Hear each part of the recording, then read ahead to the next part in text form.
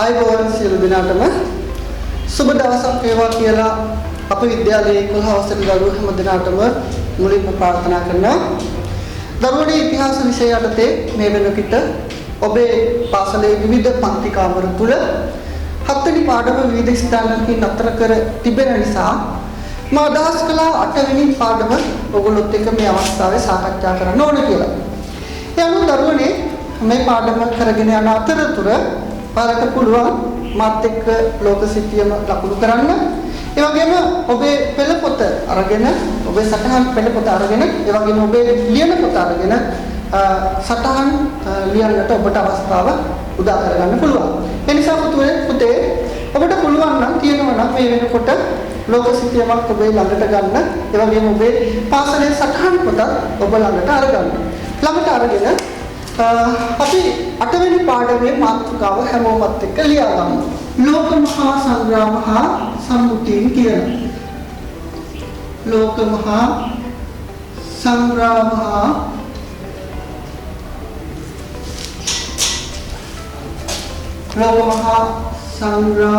හා සම්මුතිය මේ තමයි අපේ මාතෘකාව. පුතේ මේ පාඩම තුල මේ මාතෘකාවේ සඳහන් වන ප්‍රධාන කරුණු දෙකක් අපි ඔයගොල්ලොත් එක්ක සාකච්ඡාවට භාජනය කරමු. ඒ කරුණු දෙකේ ප්‍රධාන දේ තමයි අපි මේ පාඩමේදී කතා කරනවා ලෝක මහා සංග්‍රාම ගැන. දෙවැනි කාරණේ තමයි පුතේ අපි මේ පාඩමේදී ඔයගොල්ලොත් එක්ක සාකච්ඡාවට භාජනය කරනවා සම්මුතිය ගැන. තරුණේ මේ ලෝකේ මෑත ඉතිහාසය තුල දරුණු සංග්‍රාම දෙකක් සියලු මහද්වීප සම්බන්ධ වෙමින් ලෝකයේ තුල ක්‍රියාත්මක වුණා. පළවෙනි ලෝක මහා සංග්‍රාමයේ 1914 වර්ෂයේ ඉඳලා 1918 වර්ෂය දක්වා අති පිහිසුම් විදියට ක්‍රියාත්මක වෙද්දී ඒ සංග්‍රාමයේ නිමාවටපත් වෙලා නැවත 1939 අවුරුද්දේ ඉඳලා 1945 අවුරුද්ද දක්වා දෙවනි ලෝක මහා සංග්‍රාමයේ අති බිහිසුණු විදියට අති ව්‍යසනකාරී විදියට ලෝකයේ තුල ක්‍රියාත්මක වුණා. එවනම් දරුවනේ මෙන්න මේ සංග්‍රාම ඇති වුණේ කොහොමද? ඇති වෙන්න හේතු මොනවද? ඒව ක්‍රියාත්මක වුණේ කොහොමද? ඒවයි ප්‍රතිඵල මොනවද කියලා අපි කතා කරමු. දෙවනියට අපි ඔයගොල්ලොත් එක්ක සාකච්ඡා කරනවා මේ සංග්‍රාමයේ අවසානයේ ලෝක බලවතුන් එකතු වෙලා නවත ලෝකයට මෙවැනි ව්‍යසනකාරී තත්ත්වයක් ඇති වීම වළක්වා ගැනීම වෙනුවෙන් විවිධ එකඟතාවයන්ට විවිධ කොන්දේශ වලට විවිධ සම්මුතීන් වලට ආවා. අන්න ඒවා මොනවද කියලා අපි ඔයගොල්ලොත් එක්ක සාකච්ඡා කරමු. එහෙනම් පුතේ අපි හැමෝම මේ පාඩමේ අනුමාතෘකාව ලියා ගමු. අනුමාතෘකාව තමයි පුතේ පළමු ලෝක මහා සංග්‍රාමය. පළමු ලෝක මහා සංග්‍රාමය අනුමාතෘකාව ලියා ගන්න හැමදෙනාම ඔබේ සටහන් පොතේ. එහෙම ලියලා අපි ප්‍රශ්නයක් ලියමු. පළවෙනි ප්‍රශ්නය අංක 1. පළවෙනි ලෝක මහා සංග්‍රාමය ක්‍රියාත්මක වූ කාල පරිච්ඡේදය සඳහන් කරන්න. පළවෙනි ලෝක මහා සංග්‍රාමය ක්‍රියාත්මක වූ කාල පරිච්ඡේදය සඳහන් කරන්න. ඔබට පිළිතුර විදියට 1914 1918 කියන වර්ෂ සඳහන් කරන්න පුළුවන්.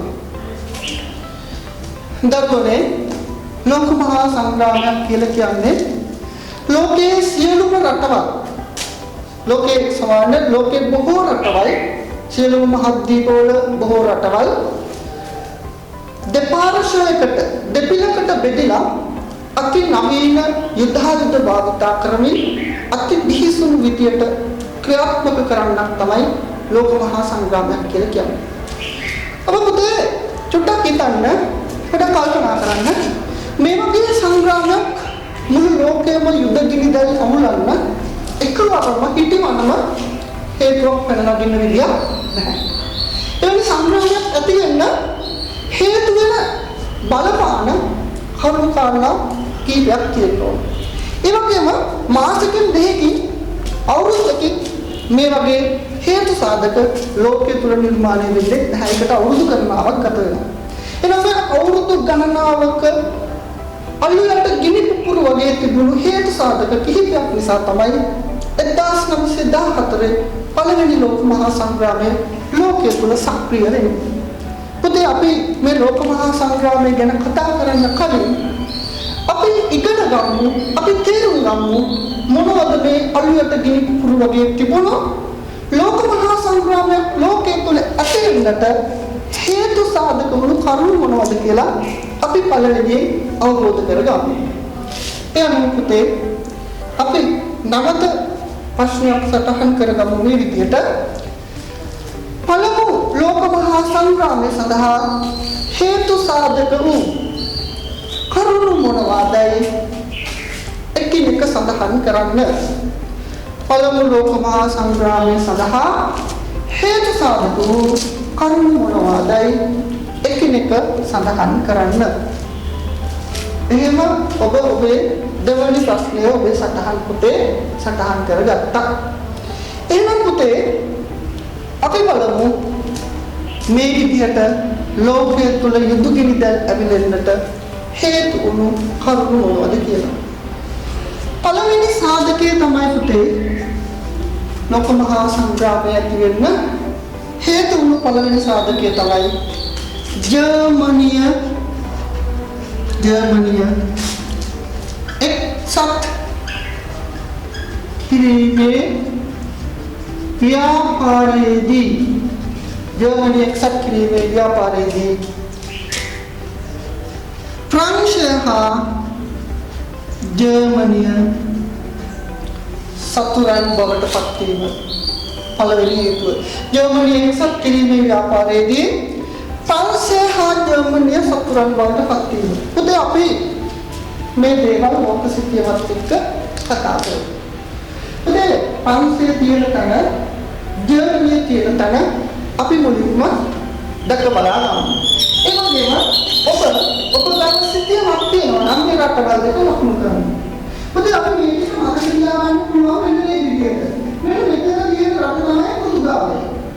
ඊළඟට ඉස්පානිය, ඊළඟට ප්‍රංශය, ඊළඟට ජර්මනිය මේ කියන කොහොමද? පියවමත තියාගන්න පිළිවෙලට පෘතුගාලය, ඉස්පානිය, ප්‍රංශය, ජර්මනිය. තමයි අපි පළවෙනි හේතුව විදිහට සඳහන් කරේ ජර්මනිය එක්සත් කිරීමේ ව්‍යාපාරයේදී ප්‍රංශය සහ ජර්මනිය සතුරන් බවට පත්වීම කියලා.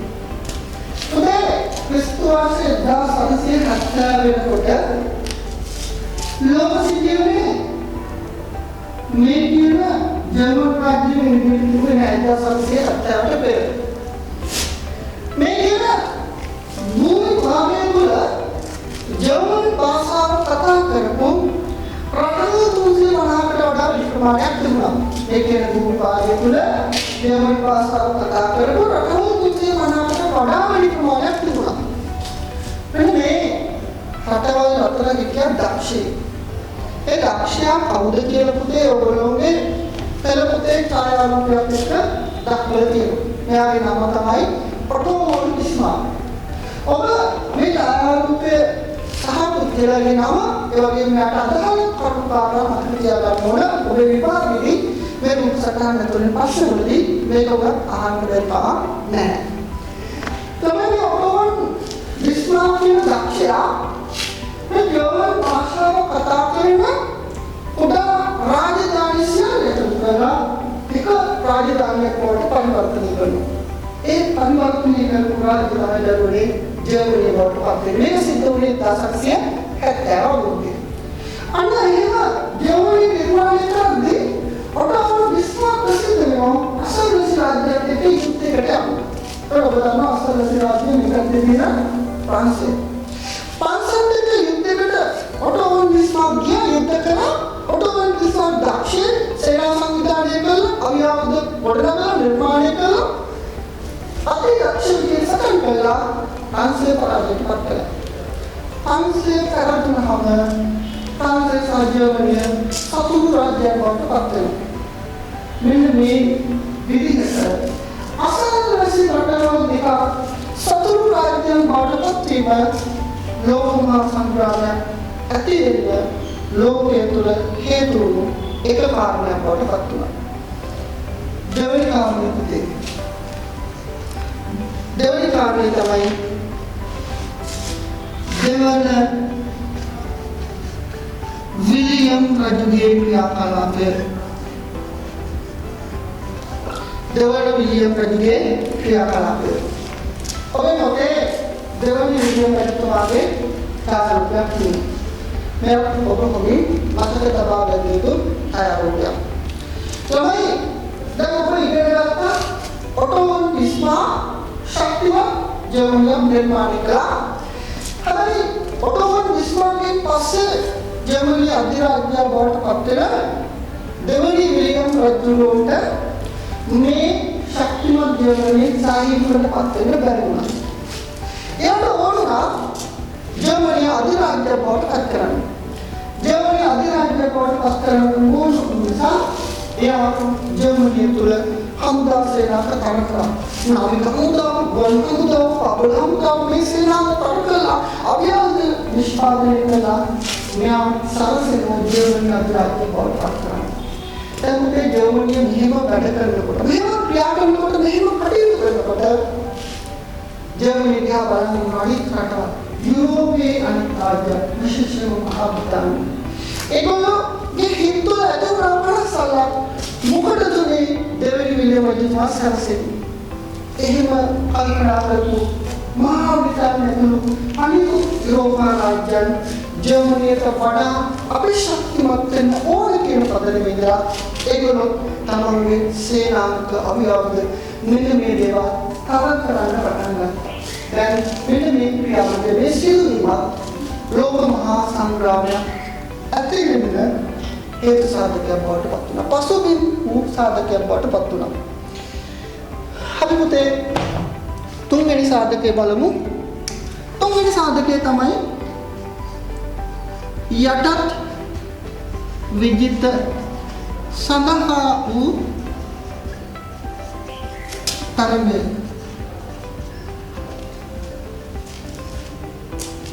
දරුවනේ 19 වෙනි සියවස කියලා කියන්නේ යුරෝපා රාජ්‍යයන්. මේ කියන්නේ යුරෝපය. මේ යුරෝපා රාජ්‍යයන් කාර්මික විප්ලවය තුළින් මහා පරිමාණ කර්මාන්ත ශාලාවල විශාල වශයෙන් නිමවුම් කරන නිෂ්පාදන කරන කාලයක්. මේ රටවල් වලට ඕන වුණා තමන්ගේ නිෂ්පාදන අලෙවි කරන්න වෙනද පොළ. අන්නේ වෙනද පොළ මේ වෙනකොට මහා බ්‍රිතාන්‍ය, පෘතුගාලය, ඉස්පාඤ්ඤ, ප්‍රංශ, බෙල්ජියම මේ වගේ යුරෝපා රටවල් බොහෝමයක් අත්පත් කරගෙන තිබුණේ. දැන් මේ කියපු රටවල් අපි සිතියම තුළ ලකුණු කරන්න ඕන. මේ කියන්නේ අපි ලකුණු කරන්න ඉස්සෙල්ලා පෘතුගාලය, ඉස්පාඤ්ඤ, ප්‍රංශය. උඩ බෙල්ජියම කියලා කියන්නේ මෙන්න මෙතන තියෙන ඔබට පේන රාජ්‍යයන් දෙකක් තියෙනවා. මේ තියෙන රාජ්‍යයන් දෙකක් තියෙනකොට පේන්නේ නැති. මේ රාජ්‍යයන් දෙකෙන් මෙන්න මේක තමයි පුතේ මෙහා පැත්තේ තියෙන රාජ්‍ය බෙල්ජියම, මේ තියෙන රාජ්‍ය ඕලන්දය. දරුවනේ දැන් ඔබට පැහැදිලි මම මේ කියන කාරණේ කාර්මික විප්ලවයත් එක්ක මේ යුරෝපා රටවල් විශාල වශයෙන් කර්මාන්ත ශාලාවල විශාල නිමිද්‍රව්‍ය නිෂ්පාදනය කළා. ඒ නිෂ්පාදනය කරන නිමිද්‍රව්‍ය විකුණන්න අලෙවි කරන්න මේගොල්ලන්ට වෙළඳපොළක් අවශ්‍ය වුණා. තමන්ගේ රටේ විතරක් මේ දේවල් අලෙවි කරන්න බෑ. මහා පරිමාණ මහා නිෂ්පාදන මේගොල්ලෝ ගාව තියෙනවා. ඉතින් මේ දේවල් අලෙවි කරන්න වෙළඳපොළක් අවශ්‍ය වුණ නිසා දරුවනේ මේගොල්ලෝ ආසියාවට ආවා, අප්‍රිකාවට ආවා, යටත් විජිත පිටුව ගත්තා. මේ වෙනකොට මහා බ්‍රිතාන්‍ය, ප්‍රංශය, බෙල්ජියම, ඕලන්දය මේ වගේ රටවල් ආසියාව අප්‍රිකාවට ඇවිල්ලා යටත් විජිත පිටුවගෙන තමන්ගේ කර්මාන්ත ශාලාවල තියෙන නිෂ්පාදනය තොක වශයෙන් අපනයනය කරනවා. ඒ විතරක් නෙමෙයි මේ රටවල් වල තියෙන අමුද්‍රව්‍ය යුරෝපයට අරන් ගිහිල්ලා ඒවා නිමි ද්‍රව්‍ය බවට පරිවර්තනය කරනවා. ඉතින් මෙන්න මේ ක්‍රියාවලියට ජර්මනියට අවතීර්ණ වෙන්න අවශ්‍යයි. ඒ නිසා මේ ජර්මනිය කරන්නේ ආසියාවට අප්‍රිකාවට දැන් ජර්මනිය අවියාව තරල හමුදාසේ නම් කතාගෙන ආසියානු අප්‍රිකානු ප්‍රදේශවලට යටත් විජිත පිටුව ගන්න. එත්දී මහා බ්‍රිතාන්‍යය ප්‍රංශය වගේ රටවල් සලිතන ඒගොල්ලෝ තමන්ගේ හමුදා සේනාවක තමන්ගේ අවියාවද තවදුරටත් තර කර ගැනීමක් සිද්ධ වෙනවා. මේකත් පළවෙනි ලෝක මහා සංග්‍රාමයට පසුබිම් වුණු හේතු සාධකයක් බවට පත් වුණා දරුවනි. ඊළඟ හේතුව තමයි දරුවනි අවිතරංගේ හා ජාතිකවාදය කියලා කියන්නේ. අවිතරංගේ හා ජාතිකවාදය. දරුවනේ දැන් ලෝකයේ තුල මේ විදිහේ පරිසරයක් නිර්මාණය වෙද්දී යුද්ධකාමී පරිසරයක් නිර්මාණය වෙද්දී මේ සෑම රටක්ම අවියාවුද බලය කෙරෙහි විශ්වාසය තිබුවා. හමුදා සේනාංක තර කර ගැනීම පිළිබඳව විශ්වාසය තිබුවා. ජර්මන් සෙන්පතියෙක් කියන වෝන් වෝල් කියන සෙන්පතියා අවියාවුද බලයෙන් වසර 5කදී ලබාගත් ජයග්‍රහණයක් රැකගන්න නම් තවත් වසර 50ක් සන්නද්ධ විය යුතුයි කියලා වෝන් වෝල් කියන ජර්මන් සෙන්පතියා ප්‍රකාශ කළා. ඒකෝද මේ ප්‍රකාශය දිහා බලන්න මේකෙන් තේරෙන්නේ මේ යුරෝපා රාජ්‍යයන් තමන්ගේ රට අවියාවුද තබා ගැනීම අවියාවුද වලින් බලය පෙන්වීම ප්‍රමුඛ කාරණයක් ප්‍රධාන කාරණයක් සැලකුවා. අන්න එහෙම සැලකන කාල පරිච්ඡේදයක ලෝකයේ මේ යුරෝපා රටවල් අවියාවුද නිෂ්පාදනය කිරීම හමුදා සේනාව ප්‍රකිරීම තවදුරටත් ශක්තිමත්ව ඉදිරියට පවත්වාගෙන යාම මේ කාලය තුල සිද්ධ වුණා. ඊළඟට පුතේ මේකේ අපි තවත් කාරණයක් කතා කරන ජාතිකවාදය කියලා. මේක බොහොම බරපතල කාරණයක්. ජාතිකවාදය කියලා කියන්නේ තමන්ගේ රට තමයි උතුම් රාජ්‍ය බවට පත් වෙන්නේ. උතුම් ජාතිය බවට පත් වෙන අනිත් අය කියලා දකින්න. මෙන්න මේ ජාතිකවාදී සංකල්ප විශේෂම ජර්මනිය තමන්ගේ රටේ වැසියන් තුළ ඇති කරන්න පටන් ගත්තා. ඒක ලෝකයේ තුල සංග්‍රාමයක් ඇති කරන්න යුද්ධයක් ඇති කරන්න පසුබිම් හේතු සාධකයක් බවට පරිවර්තනය වුණා. හරි ළමයි අපි බලමු පස්වෙනි හේතුව. පස්වෙනි හේතුව තමයි ප්‍රංශය යුරෝපය තුල තනි කිරීමට බිස්මාර්ක් ගත් පියවර. ළමයි ඔටෝවන් බිස්මාර්ක් ගැන අපි නැවත කතා කරමු. දැන් අපි පළවෙනි හේතු සාධකය ගැන කතා කරද්දී ඔබට පැහැදිලි කළා ඔටෝවන් බිස්මාර්ක් ජර්මනිය එක්සත් කිරීමේ ව්‍යාපාරයේදී ප්‍රංශයත් එක්ක යුද්ධයකට අවතීර්ණ වුණා කියලා. අන්න ඒ වෙලාවේ ප්‍රංශයත් එක්ක ඇති වුණු යුද්ධයේදී ප්‍රංශයේ සතුව තිබුණ ගම්වලේ සරුසාර භූමි භාගයක්. සරුසාර භූමි භාගයක් තිබුණා. ඒ සරුසාර භූමිය අපි නම් කරනවා ඇල්සාස් ලොරෙන් කියලා. මේ ඇල්සාස් ලොරෙන් කියලා කියන්නේ khනිජ සම්පත් බහුල ප්‍රදේශයක්. මේක අයිති වෙලා තිබුණේ ප්‍රංශයට. අන්න ඒ වෙලාවේ ඔටෝවන් බිස්මාර්ක් ප්‍රංශය පරාජයටපත් කළා. මේ ඇල්සාස් සහ ලොරෙන් කියන ප්‍රදේශ ජර්මනියට එකතු කරගත්තා. එහෙම එකතු කරගත්ත නිසා ප්‍රංශය ජර්මනියත් එක්ක දැඩි වෛරයකින් පසු වුණා. මේ රටවල් දෙක අතර වෛරයෙන් සහගත අදහස් තිබුණා. මෙන්න මේ නිසා ඔටෝවන් බිස්මාර්ක් ප්‍රංශය තමන්ට පහර දීලා කියන්නේ ජර්මනියට පහර දීලා ඇල්සාස් ලොරෙන් කියන ප්‍රදේශයෙන් නරොත ගමී කියන සැකය ඔටෝවන් බිස්මාර්ක් සතුව තිබුණ නිසා එයා තීරණය කරා මේ යුරෝපා රටවල් වල ප්‍රංශය උද්දකලා රාජ්‍යයක් බවට පත් කරන්න ඕන කියලා. අන්න ඒ දේ කරන්න ඔටෝවන් බිස්මාර්ක් කළ දේ තමයි අනික් රාජ්‍යයන් එක්ක යුරෝපයේ අනික් රාජ්‍යයන් එක්ක ගිවිසුම් ගහලා තමන්ගේ හිතවත් මිතුරු රාජ්‍යයන් බවට පත් කරගත්තා. ප්‍රංශය යුරෝපය තුල තනි කරන්න පියවර ගන්නවා. ඒ අනුව ඔටෝවන් බිස්මාර්ක් මේ තීරණය ऑस्ट्रिया මෙතන අපි ලකුණු කරන්නේ ऑस्ट्रिया. කොට මේ ජර්මනිය ऑस्ट्रियाවත් එක්ක මිතුරු රාජ්‍යයක් බවට පත් වෙනවා. මේ තියෙන්නේ ඉතාලිය. කොට ඔය විශ්වා ඉතාලියත් එක්ක මිතුරු රාජ්‍යයක් බවට පත් වෙනවා. එතකොට මෙන්න මේ හේතු සාධක පදනම් කරගෙන ජර්මනිය කේන්ද්‍ර කරගන්නේ. ජර්මනිය කේන්ද්‍ර කරගනිමින් බල කඳවුරක් ගොඩ නැගෙනවා. ජර්මනියත් එක්ක ඉතාලිය, ඕස්ට්‍රියාව මේ කියන රටවල් බල කඳවුරකට ඕස්ට්‍රියාව කියන්නේ ඕස්ට්‍රේලියාව නෙවෙයි. ඔබ වරද්ද ගන්න එපා. මේක තමයි ඕස්ට්‍රේලියාව අධික යුරෝපයේ තියෙන ඕස්ට්‍රියාව කියන රටයි මෙතන තියෙන්නේ. එතකොට ඔටෝ වොන් බිස්මාර්ක් බල කඳවුරක් ගොඩනගා ගන්නවා. ජර්මනිය, ඉතාලිය, ඕස්ට්‍රියාව කියන රාජ්‍යයන් එක්ක. මේක දකින ප්‍රංශය තමන මේ විදියට ජූසුම් ගත වෙලා මිතුරු රාජ්‍යයන් හදා ගන්න ඕනේ.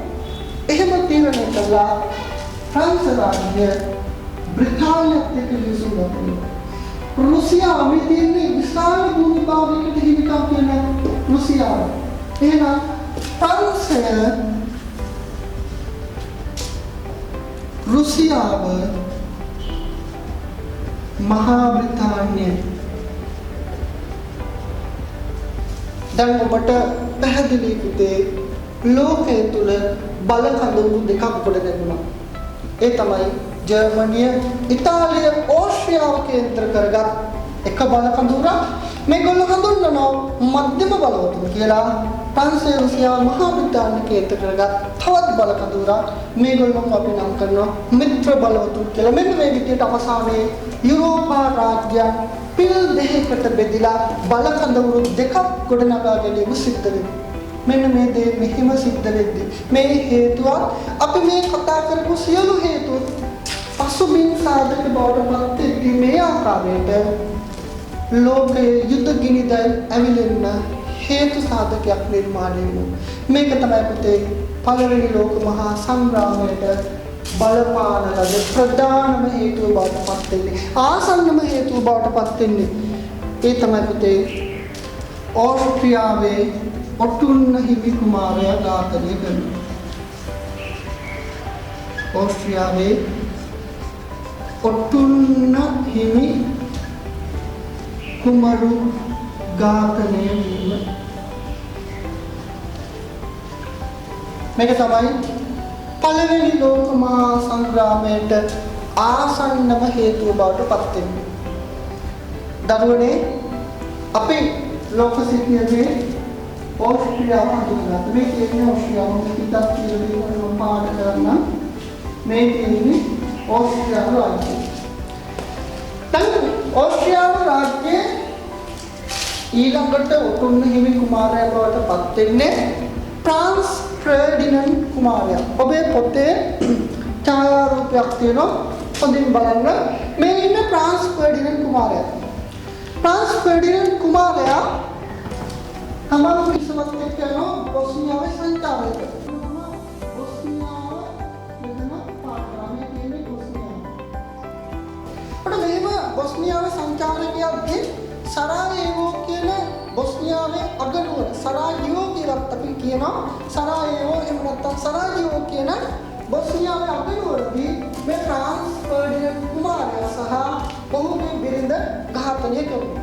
මේ ඝාතනය කරන්නේ සර්බියානු ජාතිකයෝ දෙන්නේ. අපි කියන්නේ සර්බියානු අනුකරණ මේ විදිහට මේ සර්බියානු ජාතිකයෝ දෙන්නේ තමයි ෆ්‍රාන්ස් ෆර්ඩිනන්ඩ් කුමාරයා සහ ඔහුගේ බිරිඳ ඝාතනය කරන්නේ. මේ විදිහට ෆ්‍රාන්ස් ෆර්ඩිනන්ඩ් කුමාරයා සහ ඔහුගේ බිරිඳ ඝාතනය කිරීම නිසා මේ ඕස්ට්‍රියානු රාජ්‍යයේ තියෙන අපි කියන්නේ ඕස්ට්‍රියානු රාජ්‍ය සර්බියාවෙන් වන්දිනවා. ඕස්ට්‍රියානු රාජ්‍ය සර්බියාවෙන් වන්දිනවා. හැබැයි සර්බියාව වන්දිනීම පිටේට වන්දින්න බැහැ. ඒ වෙලාවේ ඕස්ට්‍රියාව ක්‍රමයෙන් සර්බියානු රාජ්‍යයට එරෙහිව යුද්ධ ප්‍රකාශ කිරීමක් සිදු කරනවා. දැන් ඕස්ට්‍රියානු රාජ්‍ය සර්බියාවට යුද්ධ ප්‍රකාශ කළා. මෙන්න මේ වෙලාවේ ඒ යුද්ධ ප්‍රකාශ කිරීම අනුමත කරන ඕස්ට්‍රියාවත් එක්ක කිවි සර්බියාවට යුද්ධ ප්‍රකාශ කිරීම අනුමත කරා විතරක් නෙමෙයි ජර්මනිය ඕස්ට්‍රියාවට සහයෝගය දක්වුවා. දැන් සර්බියාව රාජ්‍ය කල්පනා කරනවා අමන්ත මේ රටවල් දෙකේ තනියෙන් යුද්ධ කරන්න බෑ. තනියෙන් යුද්ධ කරන්න බෑ. ඒ නිසා තමන්ට තව ශක්තියක් ඕන. අන්න ඒ ශක්තිය ඔහු ඉල්ලනවා තමන්ගේ මිතුරු රාජ්‍ය බවට පත්වුණු රුසියාවට කියනවා සර්බියාව මට උදව් කරන්න, මගේ රාජ්‍යයට උදව් කරන්න මේ ඕස්ට්‍රියාව සහ ජර්මනිය මට පහර දෙන්න සූදානම්. ඒ නිසා මගේ රාජ්‍යයට උදව් කරන්න කියලා සර්බියාව රුසියාවෙන් දැන් මේ ඉල්ලීමට රුසියානු රාජ්‍ය එකඟ වෙනවා. ඒ එකඟ වීම තුළ ජර්මනිය කියනවා රුසියාවට ඔබ සහයෝගය දක්වන්න එපා. ඔබ සහයෝගය දක්වන්න එපා සර්බියාවට. අපි සර්බියාවට විරුද්ධ යුද්ධ කරනවා. ඔබ සහයෝගය දක්වන්න එපා කියනවා. රුසියාවට සර්බියාවට සහයෝගය දක්වන්න එපා කියලා කියනවා. නමුත් රුසියාව මේ කියන දේ අහන්නේ නැහැ. සර්බියාවට සහයෝගය දක්වනවා. ඒ නිසා ජර්මනිය තීරණය කරනවා රුසියාවට විරුද්ධව යුද්ධ ප්‍රකාශ කරන්න. මෙන්න මේ සිදුවීම තමයි පිටේ පළවෙනි ලෝක මහා සංග්‍රාමයට බලපාන ලද ප්‍රධානම සහ ආසන්නතම සිදුවීම බවට පත් වෙන්නේ. මේ සිදුවීමත් එක්ක ලෝකයේ තුල යුද්ධ ගිනිදැල්ල විලිලා සියලු මාර්ගීක කරා පළවෙනි ලෝක මහා සංග්‍රාමය පැතිරීම ව්‍යාප්ත වීම සිද්ධ වෙනවා. පුතේ දැන් අපි ඔබේ පොතේ සටහන් පොතේ ප්‍රශ්නයක් සඳහන් කළා. ඒ ප්‍රශ්නය තමයි පළවෙනි ලෝක මහා සංග්‍රාමයට බලපෑම් සාධක පැහැදිලි කරන්න. එහෙම නැත්නම් විස්තර කරන්න කියලා ඔබ මේ ප්‍රශ්නය ලියාගත්තා. එතකොට ඕගොල්ලෝ මෙතනින් එහාට මේ හේතු සාධක එකිනෙක පැහැදිලි කරන්නට ඕන. ඔබ ඉගෙන ගත්ත දේ ඒක ඒ විදිහට පැහැදිලි කරොත් සටහන් කරොත් තමයි ඔබට මතකෙ තියෙන්නේ. ඔබ පළවෙනියෙන් අර ප්‍රශ්නේ ඉස්සරහ අංක 1 දාලා ලියන්න ඕන පළවෙනි හේතු සාධකය. පළවෙනි හේතු සාධකය තමයි ජර්මනිය එක්සත් කිරීමේ ව්‍යාපාරයේදී ප්‍රංශය සහ ජර්මනිය සතුරන් බවට පත් වීම. ඒක ලියලා ඒකට අදාළ කරුණු ටික ලියන්න ඕන. ඊළඟට දෙවෙනි හේතුව ලියන්න ඕන. දෙවෙනි හේතුව ලියලා ඒකට අදාළ කරුණු ටික ලියන්න ඕන. තුන්වෙනි හේතුව ලියන්න ඕන. ඒකට අදාළ කරුණු ටික ලියන්න ඕන. මේ විදිහට මේ කොටස ඔබ එකිනෙක පැහැදිලි කරාට පස්සේ මේ ලෝක මහා සංග්‍රාම එහෙම නැත්නම් පළවෙනි ලෝක මහා සංග්‍රාමයට පසුබිම් වූ හේතු සාධක සියල්ල ඔයාලට හොඳින් පැහැදිලි කරගන්න පුළුවන්කම තියෙනවා. අපි ඔයගොල්ලොත් එක්ක මේ වෙනකම් සාකච්ඡා කළේ පළවෙනි ලෝක මහා සංග්‍රාමයේ ලෝකයේ තුල සක්‍රිය වෙන්නට බලපාන ලද හේතු සාධක ගැන කතා කරමු. එහෙනම් පුතේ අපි මෙතනින් එහාට කතා කරමු ඒ හේතු සාධක පදනම් කරගෙන කොහොමද ලෝකයේ තුල මේ සංග්‍රාමී ක්‍රියාත්මක වුනේ කියන එක ගැන අපි ඔයගොල්ලොත් එක්ක සාකච්ඡා කරමු. පුතේ එහෙනම් අපි හැමෝම මාතෘකාව ලියාගමු අනුමාතෘකාව ලියාගමු. පළමු ලෝක මහා සංග්‍රාමයේ පළමු සංග්‍රාමයේ ව්‍යාප්තිය කියලා. පළමු සංග්‍රාමයේ ව්‍යාප්තිය. පළවෙනි ලෝක මහා සංග්‍රාමයේ ව්‍යාප්තිය කියලා අපි මාතෘකාව ලියාගමු. එහෙනම් පුතේ මාතෘකාව ලියාගත්තට පස්සේ මේ සංග්‍රාමය සිද්ධ වුණේ කොහොමද කියලා මම ඔබට පැහැදිලි කරනවා. ඉන්න අනතුරුව ඔබට ප්‍රශ්නයක් දෙන්නම්. ඒ ප්‍රශ්නය ඔබ සවිස්තරාත්මකව උත්තර සපයන්න ඕන. පුතේ අපි කලින් අවස්ථාවේදී ඉගෙන ගත්තා පළවෙනි ලෝක මහා සංග්‍රාමය සඳහා හේතු වුණු ප්‍රධානම සාධකය මොකක්ද කියලා ඔබ දන්නවා.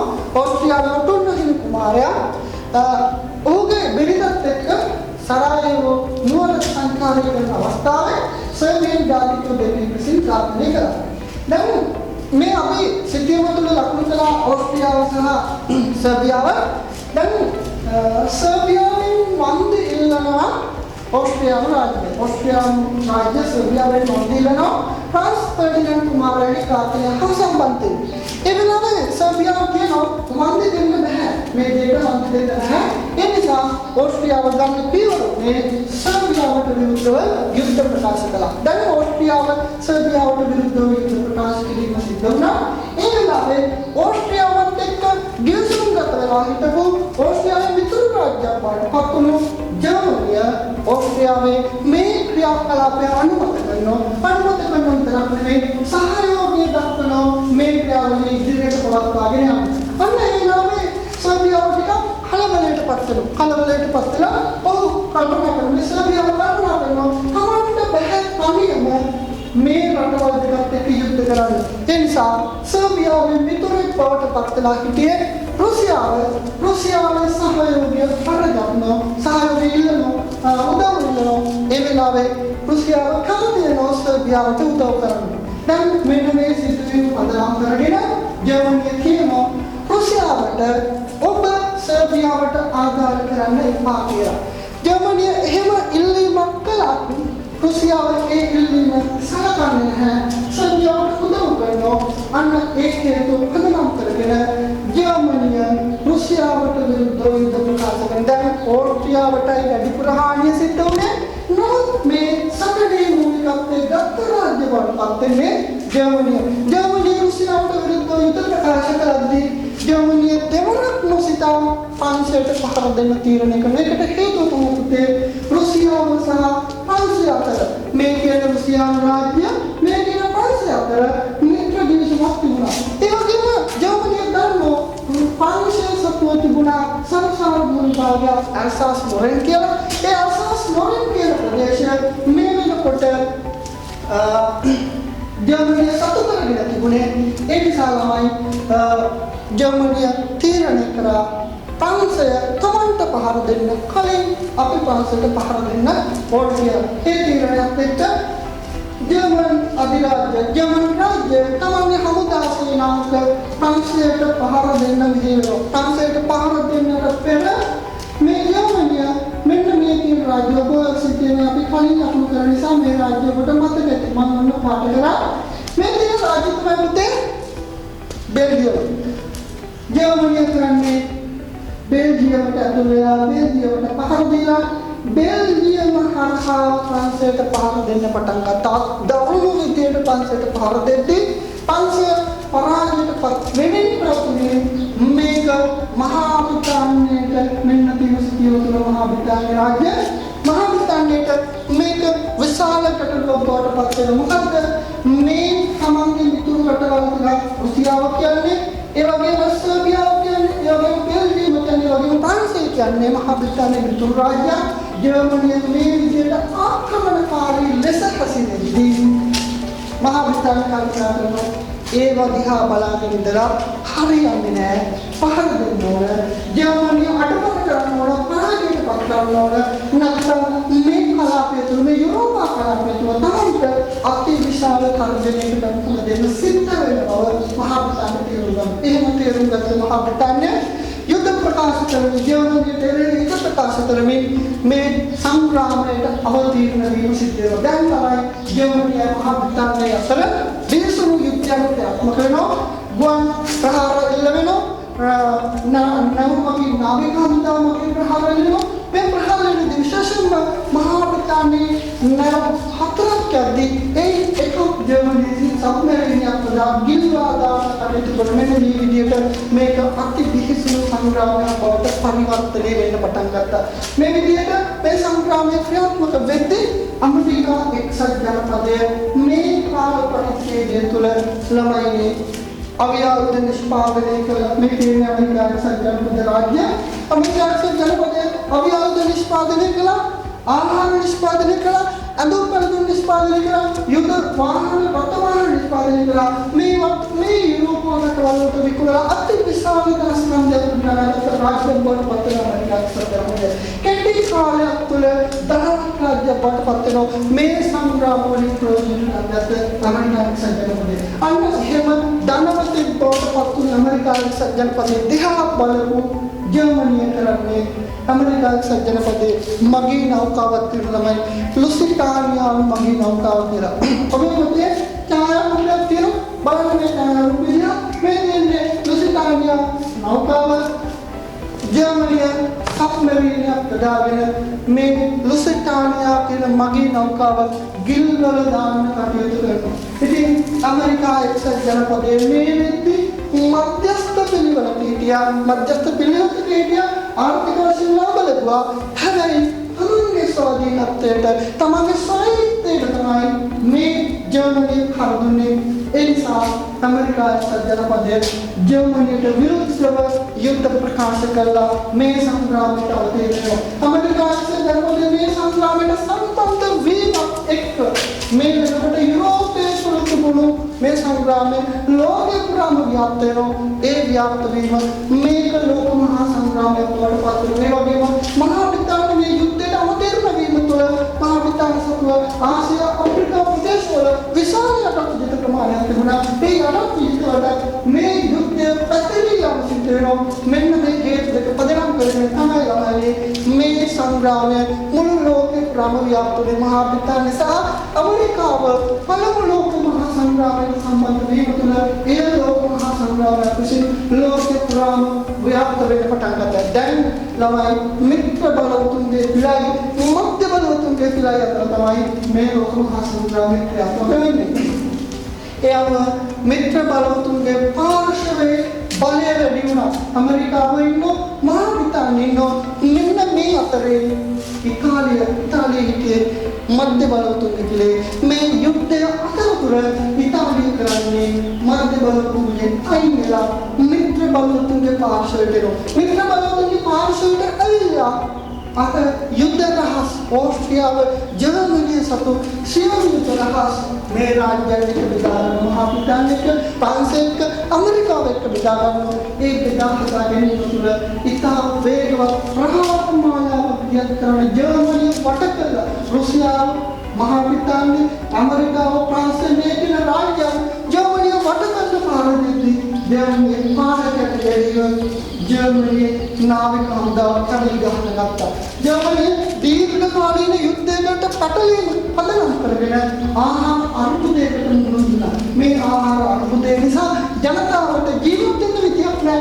ජනතාව කඩේ ගහනවා, නාවික හමුදාව කඩේ ගහනවා. ජර්මන් අධිරාජ්‍යයට තවදුරටත් ජර්මනියේ පාලකයන් විදිහට කටයුතු කරන්න ප්‍රතිහක් නැතිවෙනවා. ඔහු පාලක ධුරේ ඉල්ලා අසීමත් එක්ක මේ සංග්‍රාමය ජර්මනියේ පරාජයට පත් වීම වේගවත් කළා. ඒ වේගවත් වීම තුළ ඇමරිකාව එක්සත් ජනපදයේ මහා බ්‍රිතාන්‍යයේ ප්‍රංශය ඉතාලිය කේන්ද්‍ර කරගත් මිත්‍ර බලවතුන්ගේ පක්ෂයේ ජයග්‍රහණය කරමින් ජර්මනිය පරාජයට පත් කරමින් පළවෙනි ලෝක මහා සංග්‍රාමයේ නිමාවට පත් වෙනවා. අපි මේ සිදුවීම් දාමය අසුරෙන් ප්‍රශ්නයකට පිළිතුරු ලියමු. ලියන්න මෙහෙම ළමයි ප්‍රශ්නය. පළමු ලෝක මහා සංග්‍රාමය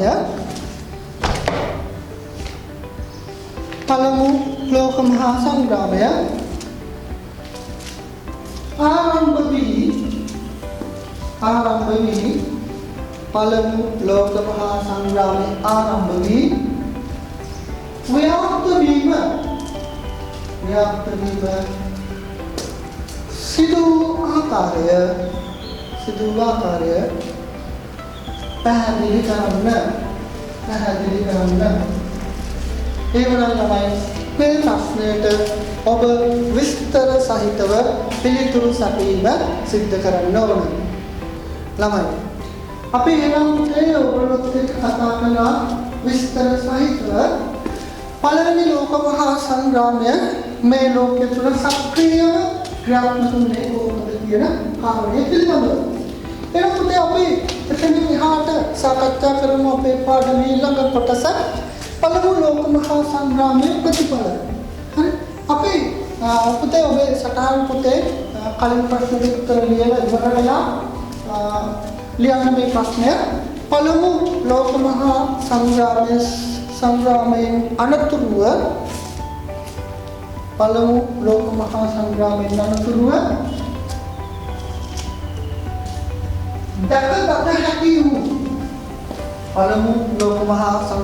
අනතුරුව දැකගත හැකි වූ ප්‍රතිඵල මොනවාදයි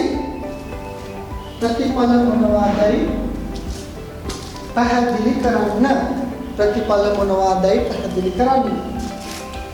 පුතේ ඔයගොල්ලෝ ඉගෙන ගත්තා මේ පළවෙනි ලෝක මහා සංග්‍රාමය මේ සිස්ටමේ තියෙන විදිහට මුළු ලෝකේ පුරාම පැතිරුණු සංග්‍රාමයක් බවට පත් වුණා කියලා.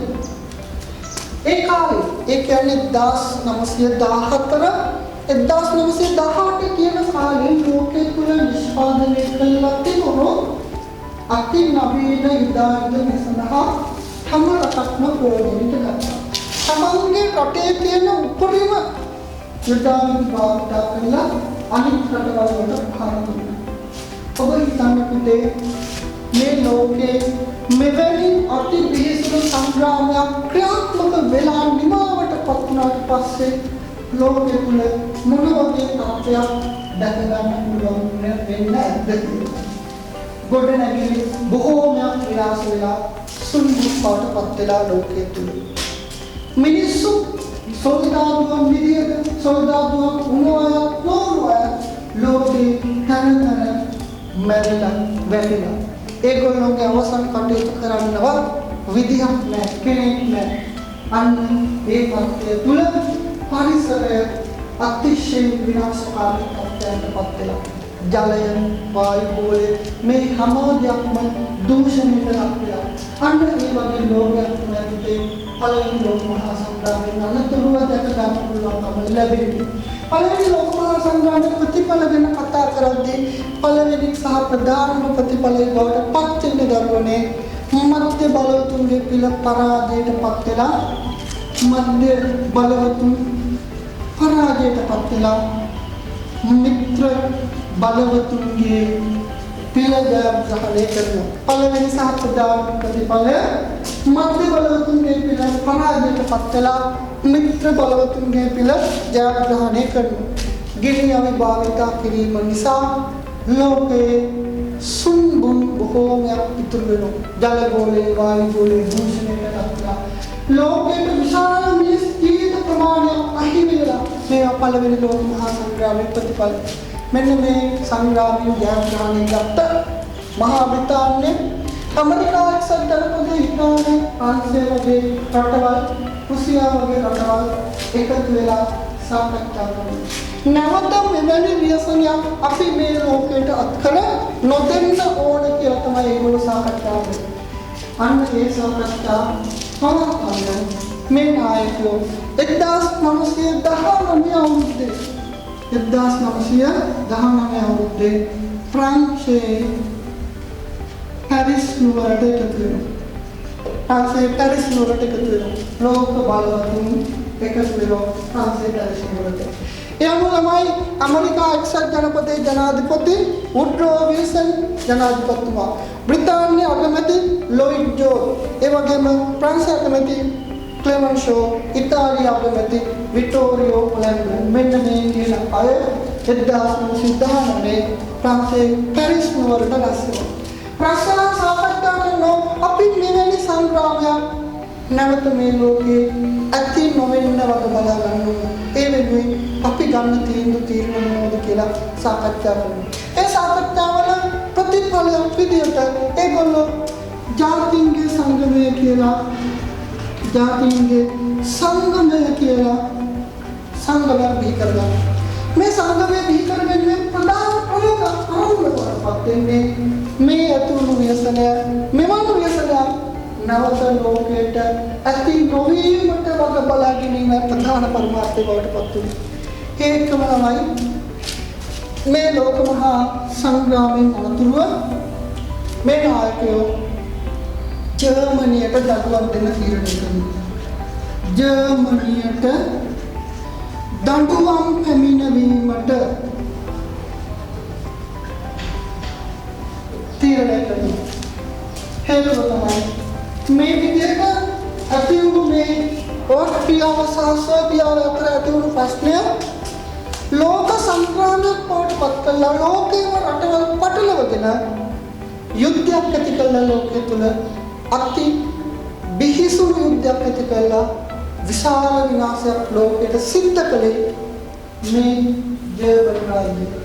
එහෙමනම් මේ ජර්මන් රාජ්‍යයට වන්දි දෙන්න කියන්නේ අන්න ඒක පදනම් කරගෙන මේ බලවත් රටවල නායකයෝ ගිවිසුමක් ඇති කරගන්නවා.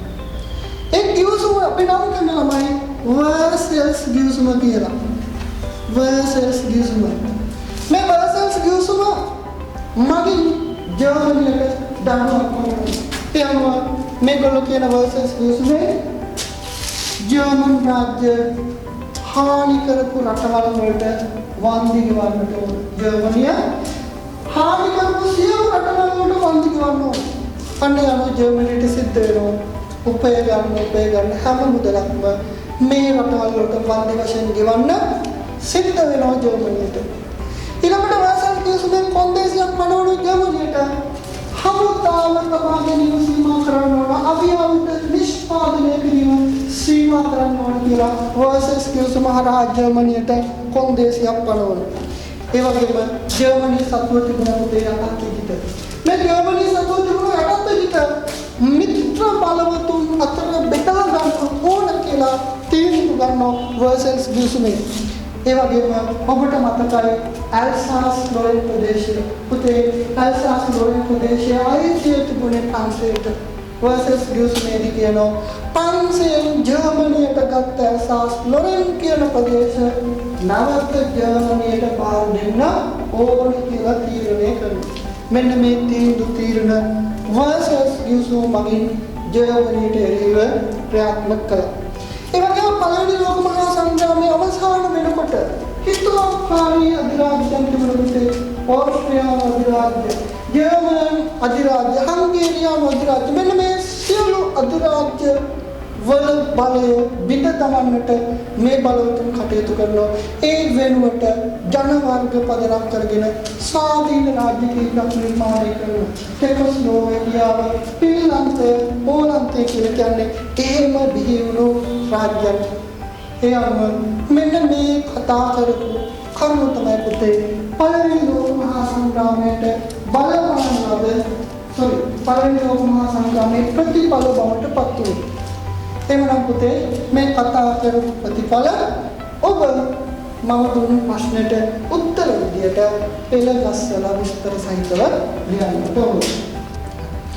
ළමයි අපි ඔයගොල්ලොත් එක්ක සාකච්ඡා කළේ පළවෙනි ලෝක මහා සංග්‍රාමය නිසා ලෝකයට අත්වුණු ප්‍රතිඵල ගැන.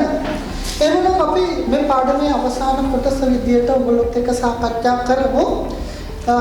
ජාතින්ගේ සංගමයේ බිහිවීම පිළිබඳව තොරතුරු ටිකක් අපි ඔයගොල්ලොත් එක්ක කතා කරමු. පුතේ ඔබ අපි ඉගෙන ගත්තා 1919 ප්‍රංශයේ පැරිස් නුවරට ලෝක බලවතුන් එකතු වුණා කියලා. එහෙම එකතු වෙලා පළවෙනි ලෝක මහා සංග්‍රාමය වගේ ව්‍යසනයක් නවත ලෝකයට ඇති නොවුනට වද බලා ගන්න ඕන කියලා ඒගොල්ලෝ තීරණ ගත්තා. මේ කටයුත්තේදී මූලිකත්වයේ ගත්තේ ඇමරිකා එක්සත් ජනපදයේ ජනාධිපති වුඩ්‍රෝ විල්සන් ජනාධිපතිතුමා. ඔහුගේ මූලිකත්වයෙන් මේ බලවත් රටවල් නායකයෝ තීන්දුවක් ගන්නවා ජාතින්ගේ සංගමය කියලා සංගමයක් පිටවන්නට ඕන කියලා. එහෙනම් පුතේ අපි මෙතනින් එහාට ඔයගොල්ලොත් එක්ක කතා කරමු. මෙන්න මේ ජාතින්ගේ සංගමය පිටවීමෙන් පස්සේ ඒගොල්ලෝ සාර්ථක වුණු අවස්ථා ඒගොල්ලෝගේ සංගමය අසාර්ථක වෙන්න බලපාන දෙයක් සාධක එකිනෙක කතා කරමු. එහෙනම් පුතේ ඔයගොල්ලෝගේ පොතේ මාතෘකාව ලියා ගන්න ජාතින්ගේ සංගමය කියලා. ජාතින්ගේ සංගමය කියලා පොතේ ඔබ මාතෘකාව ලියා ගන්න.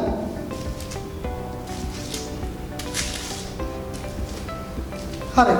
අපි බලමු තමයි මේ ජාතින්ගේ සංගමය සාර්ථක වුණු අවස්ථා ගැන. ඉස්සෙල්ලම ජාතින්ගේ සංගමය සාර්ථකත්වයට පත් වුණු අවස්ථා ගැන. නවත සංග්‍රාමයෙන් ලෝකයේ තුල ඇති නොවෙන්නට ඒගොල්ලෝ කටයුතු කරපු ආකාරය ක්‍රියා කරපු ආකාරය පිළිබඳව අපි පළවෙනියෙන්ම අවධානය යොමු කරමු. ඒ අනුව ළමයි මේ ලෝකයේ තුල තිබුණු මද්ද්‍රව්‍ය වෙනදාම ලෝකයේ තුල තිබුණු වහල් වෙනදාම ජාතින්ගේ සංගමය විසින් මැදිහත් වෙලා නතර කරන්න කටයුතු කරා. ඒක සාර්ථකත්වයට පත් වුණු අවස්ථාවක් විදිහට අපිට සඳහන් කරන්න පුළුවන්. ඒ වගේම තමයි ජාතින්ගේ සංගමයේ මැදිහත් වීමෙන් සරණාගතයන් ලෝකයේ සිටි සරණාගතයන් පුනරුත්ථාපනය කරන්නට කටයුතු කරනවා.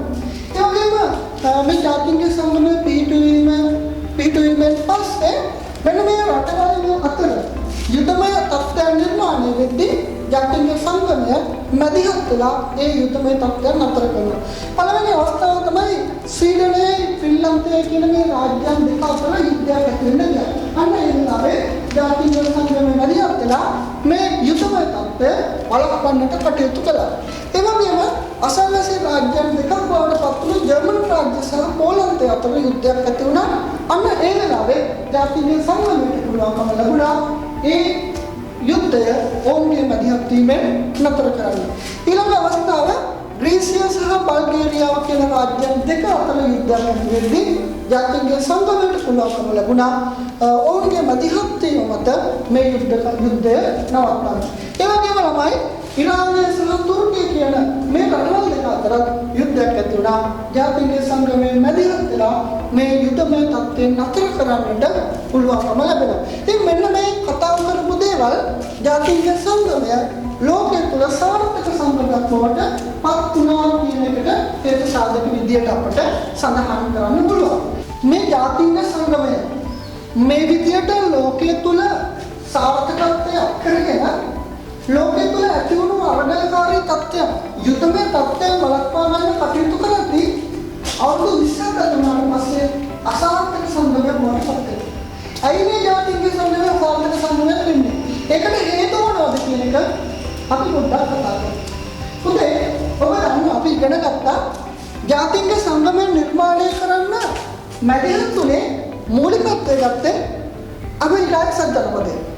හැබැයි ඇමරිකා එක්සත් ජනපදයේ සෙනට් සභාව කැමති වුණේ ජාතික සංගමයේ කොන්දේසි වලට එකඟ වෙන්න.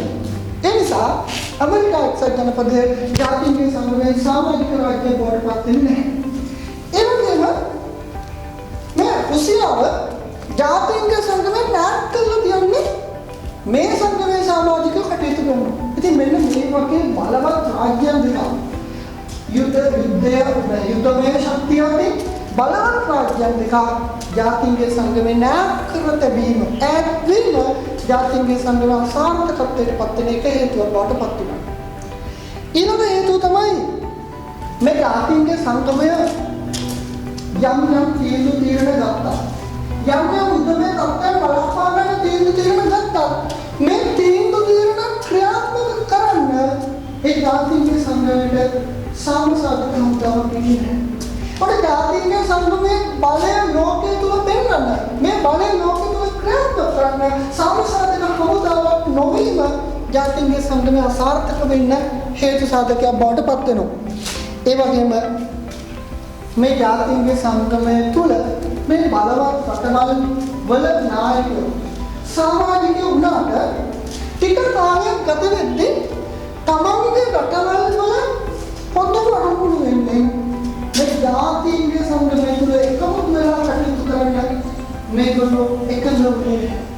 අන්න එහෙම එකඟ නොවන අවස්ථා ලෝකයේ තුල නවත යුද්ධ කිරිදල් අවුලවන්නට හේතු සාධක ලෝකයේ නිර්මාණය කරනවා. අන්න ඒ වගේ එක හේතුවක් තමයි ජර්මනි පළවෙනි ලෝක මහා සංග්‍රාමයේ මෙහෙයවීමේ මූලිකත්වයට ගත් ජර්මනිය ජාතික සංගමයෙන් අයින්. ජාතික සංගමයෙන් ඉවත් වුණා අනිත් රටවල් ඒක වෙනස් කරන්න මැදිහත් වුණේ නැහැ. හේතුව ජර්මනිය කොමියුනිස්ට් ස්වාධීන ලෝකයේ තුල මර්ධනය කරන රාජ්‍ය බවට පත් වුණා. මේ බලවත් රටවල් කැමති වුණා ලෝකයේ තුල කොමියුනිස්ට් ස්වාධීන මර්ධනය කිරීමට. අන්න ඒ නිසා ජර්මනිය ගත්ත සමහර ක්‍රියාමාර්ගවලට එරෙහි වෙන්න මේ ජාතික සංගමයේ සමාජික රටවල් එකඟ වුණේ නැහැ.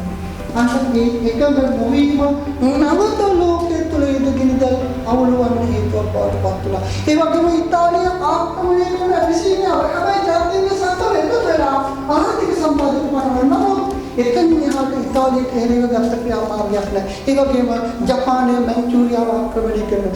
ජපානය මැන්චූරියාව ආක්‍රමණය කරා ජපානයට විරුද්ධව ජාතික සංගමයේ කිසිදු ක්‍රියාමාර්ගයක් නැහැ. මෙන්න මේ වගේ හේතු සාධක නිර්මාණය වෙද්දී මේ වගේ හේතු සාධක ගොඩනගිද්දී අවුරුදු 20ක් සාර්ථකත්වයට පත් වූ ජාතික සංගමය අසාර්ථකත්වයට පත් වුණා. ඒ අසාර්ථකත්වය කොයිතරම්ද කියනවනම් දෙවන ලෝක මහා සංග්‍රාමය ආරම්භ වෙන්නේ පළවෙනි ලෝක මහා සංග්‍රාමයේ වරදී කරුණාව බවට පත් වුණු ජර්මනිය මූලික කරගෙන අන්න ඒ තුල අපට පැහැදිලි අවසානයේ ජාතික සංගමය කොයිතරම්නම් අසාර්ථක වුණාද එහි සමාජික රටවල් වල ක්‍රියාකාරීත්වය පදනම් කරගෙන. එහෙනම් දරුවනේ මේ දේවල් අපි ප්‍රශ්න උත්තර විදිහට ලියමු. මම ඔබට ප්‍රශ්නය දෙන්නම්. ඔබ ඒ සඳහා නිවැරදිව පිළිතුරු සපයන්න ඕන මේ කරුණු පදනම් කරගෙන. ලියා ගන්නවා මෙහෙම.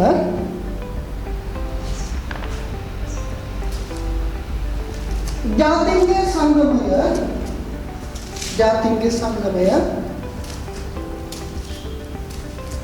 ලෝකය තුල ජාතින්ගේ සංගමය ලෝකය තුල සාර්ථක සංගමයක්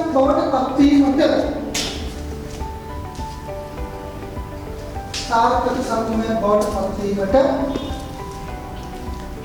ක්‍රියා කළ ආකාරය පැහැදිලි කර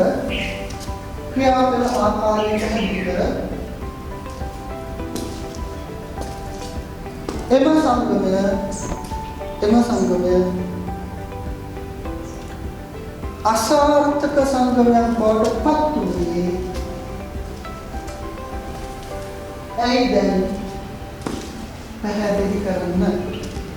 ඇයිදැයි පැහැදිලි කරන්න. එහෙමනම් පුතේ අපි පළවෙනි පාඩමේ විදියට නිමාවටපත් කරනවා. ඔබට දුන්නු සියලුම ප්‍රශ්න සඳහා ඔබ නිවැරදිව සාර්ථකව පිළිතුරු සපයන්නේ ඒ ඔබේ විශ්වාසය ගන්නට හේතුවක් බවට පත් වෙනවා. එහෙමනම් දරුවනේ අපි නැවත ඊළඟ පාඩමේ හමු වෙනතුරු අද අපි සමුගමු.